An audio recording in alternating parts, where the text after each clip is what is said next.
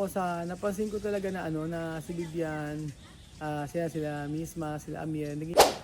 Magandang araw po sa inyo lahat mga amigo. Welcome back sa ating YouTube channel. For today's video, nandito po tayo sa ating pinapagawang bahay. Alam niyo po ba ang bahay na ito ay pinaghirapan natin? At alam niyo po ba na ang bahay na ito ay talaga namang halos maubos ang dapat naubos. Kaskas pa more sa credit card. Magandang araw po sa inyo lahat mga amigo. So ngayong araw ay nandito po tayo at bukas ngayon walang pasok kasi so wala namang gumawa. At very tingnan mo sasakyan. Sasakyan sa wallet. Oo. Oh, ha? Wala, lagyan mo na ron. Kukunin niya ng kukunin na sa tauhan. So ayan po mga amigo, wala akong barya. Kaya mayroong pupunta dito, kukunin ang kanyang sahod. Kaso nga po mga amigo, ayan po, nandito na tayo. Then ngayong araw po ay, alam nyo, dito ako nalilibang. Dito ako nalilibang at dito ako nagiging happy sa ating mga halaman. So tulad po niyan mga amigo na hindi nadiligan. Ganyan na magiging itsura niyan. At ito. So kaya hindi ko pinuputol to. Kailangan kasi tumaba yung sanga dito. Kaya po yan. So maayos naman yan mga amigo.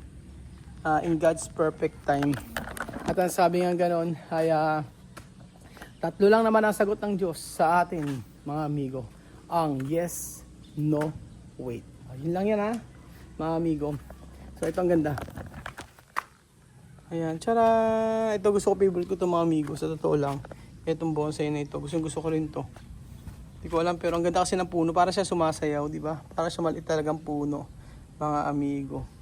Gustong gusto ko to. Nalilibang ako pag ganito yung mga halaman natin, Maraming trabaho dito sa resort. Kaya dyan, ganda-ganda. Ang ganda pala niya kapag nagiging ganyang kulay na siya, Para talaga siya matanda na. Ayan po. Pero isa sa favorite ko talaga mga amigo. Ito. Ang ganda niya. Ayan, ang ganda talaga niya. Para talaga siyang maliit na puno mga amigo. Kaya nga po bonsai, 'di ba? Ulit ko pakikita sa inyo 'to mga amigo kasi ako'y natutuwa. Dahil ang gaganda po ng mga bonsai natin. Ito ay gumamela to. Pagka po ito ay naging bonsai at tinatanggal natin ng dahon madalas, magiging maliit yung mga dahon niya. Ganyan siya. Pero malaki dahon talaga niya. And then syempre ito ang star. Star ng taon. Ito isa sa the best mga amigo. Na halaman natin. So aayusin natin yan mga amigo. Hanggang sa ito ay gumanda ng gumanda. Ito yung maganda sa ating bonsai. O diba? Thank you so much po sa iyong pagsuporta. Ayan. At po si Kuya Belgian, si Bondat. Para naman. Ba't kailangan pag humahatak na ka nga? Ayan. Ay, alam nyo, ang lakas ng tulo, Nagiging fountain na siya. Ayun natin Janet, walisan muna ng walisan ang dapat mong walisan. Nakakapagod kanina, tapos sisakay umuwi. Naku. Importante may rice. Ayan, kanina. So eto po, nagdidilig po at nagawalis sila. At wala na makatapusan ng trabaho dito mga amigo sa ating pinapagawang bahay. Kasi hindi pa rin siya tapos. Tulad yan, ayan. So maganda yan sa totoo lang pag nakita nyo sa pagkatapos yan. Kasi may pinagayahan tayo. Opo, may pinagayahan tayo niyan at natutuwa ako kasi yung pinagayahan natin talaga na mga ang ganda. So ayan po siya mga amigo. Nagandahan ako nung nagkaroon siya ng ganyan. Dati kasi para sa ko baka papangit pagka nilagyan. Ngayon sabi ko dapat pala ay Pagka nang nilagyan natin to ang ganda, nagandahan akong lalo. Pero pagkatapos pa yan, tsaka kanyo ma-appreciate mga amigo. Para kayong pumasok sa isang hotel tapos ito, makita niyo yan na puro ilaw na maliliit pagka ano, na mahina lang, ganyan po. So mas lalo ko siyang na-appreciate mga amigo nung nagkaroon ng ganito. Ganyan po mga amigo. So unti-unti nating inilalakad at hanggang sa matapos. Pero yung meron niyang ano ha, take note mga amigo, meron niyang kisame ha. Oh. Ganyan siya kalaki mga amigo, sa totoo lang. So etong Casa Guiana, dalawa mahigit. Tapos sobrang taas niya, sobrang taas ito. Ayan po. Ganun po siya. So ayan, tingnan niyo po imagine niyo. Tapos nakapintura din yan, syempre. Ito yung magpapaganda. O nagpaganda I think. Tingnan niyo, ganyan siya kalaki. Yung room nga ni Kuya Benji nakaayos niyo. Kurtina na lang ang kulang. Na-appreciate ko. O, ang sarap palang i-vlog ng bahay na pinaghirapan mo paanong gawin. Opo mga amigo, napakasarap pala na yung ganitong klaseng bahay na pinaghirapan mo, especially sa pang-construction,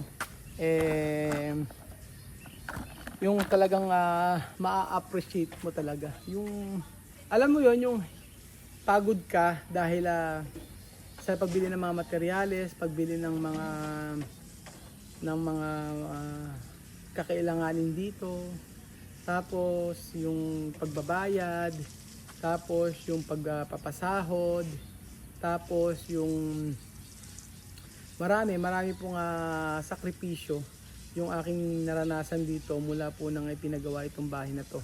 Almost 10 months na po mga amigo, mahigit. At sabi nga nila kung 10 months ang sabi sa akin Marvin, 1 year yan. Tapos sabi naman ng lamin nung dati is like mga 9 months, ganyan lang. Pero ang bilis tapos actually. Kaya okay na rin kasi binabantayan din naman kasi natin talaga mga amigo.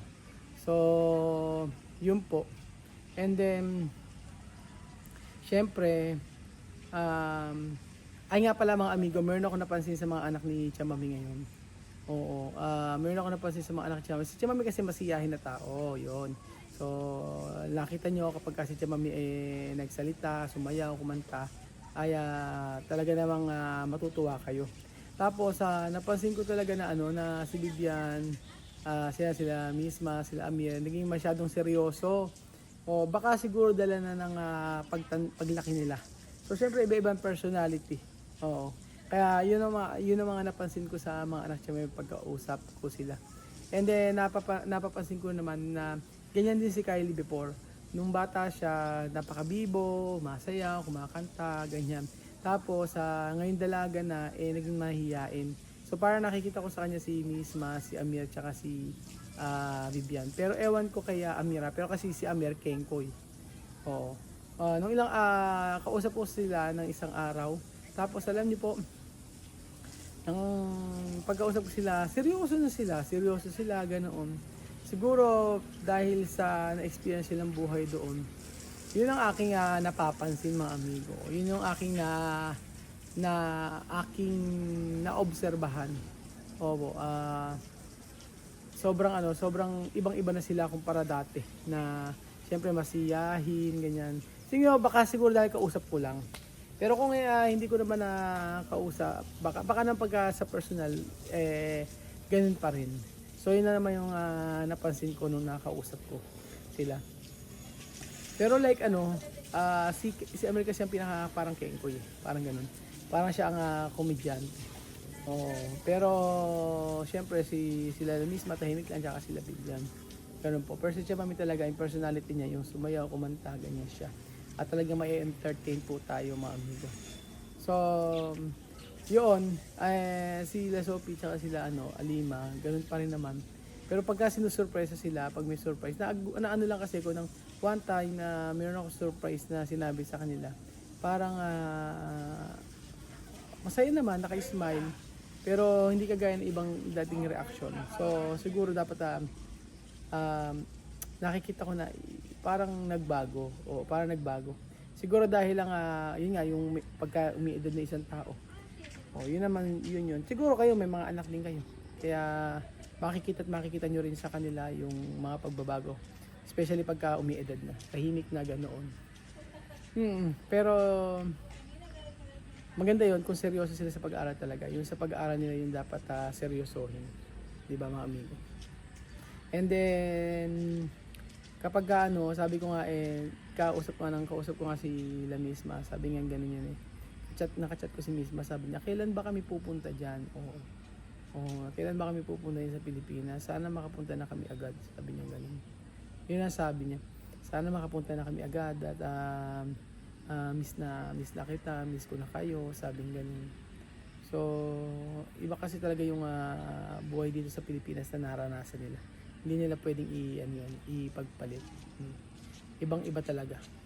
Kaya sabi ko nga, at least ngayon, alam na nila kung ano yung magiging, alam na nila pagka bumalik sila dito, syempre, di ba?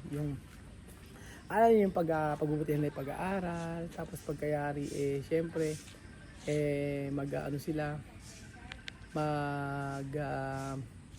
pagpunta nila dito sa sa Pilipinas, yung seryoso sila sa pag-aaral nila. Ganun po mga amigo. Tsaka yung i-enjoy nila. I-enjoy nila yung buhay nila dito sa Pilipinas. Yun yung nakikita ko.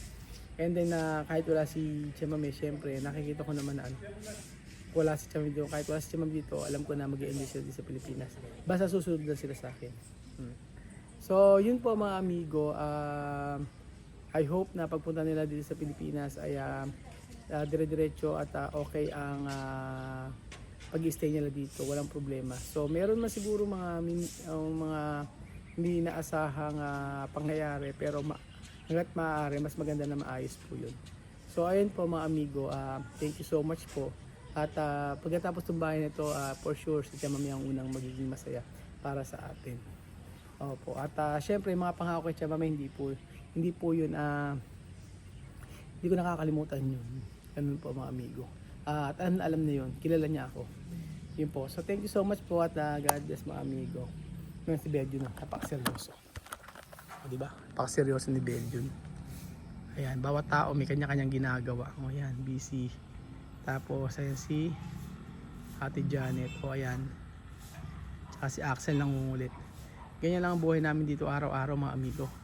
Lalo na pagka ganyang medyo mainit nga po Tapos mamaya magdidilig-dilig. Tapos pagkayari po mga amigo, ayan, maghahalaman. Bukas pagkapatuloy namin yung mga gagawin namin dito. So yun po mga amigo, ang buhay namin dito sa Nueva Ecija. At pagka dumating na sila dito sa atin, mas mag-enjoy po kayo dahil good vibes na videos ang mapapanood ninyo.